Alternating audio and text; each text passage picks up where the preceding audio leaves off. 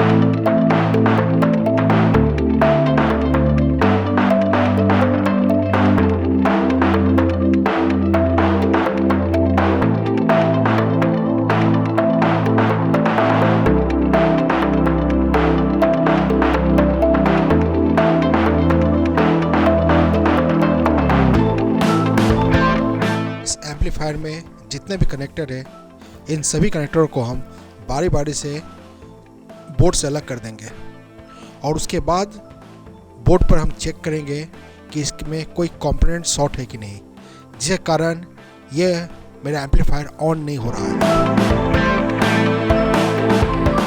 मैं किसी भी कंपोनेंट्स को चेक करने के लिए एनालॉग मीटर यूज़ करता हूँ। मुझे इस मीटर में काम करने में बहुत सुविधा होता है और कंपोनेंट्स को चेक करने में आसानी होती है। तो मैं इस मीटर से ही अभी इस बोर्ड को रिपेयर करूँगा।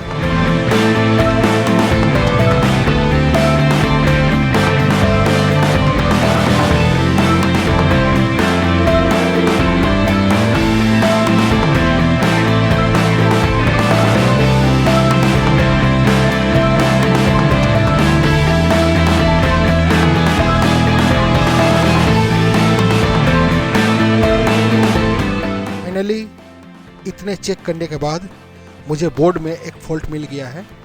इस बोर्ड में 7805 बोलकर एक रेगुलेटर आईसी यूज़ किया हुआ है।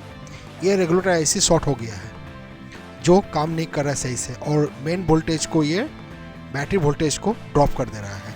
तो हम इस रेगुलेटर आईसी को पहले खोल लेते हैं और फिर उसे चेक करके एक नया रेगुलेटर आईसी लगाकर देखते हैं कि मेरा ये बोर्ड ऑन हो रहा है कि नहीं।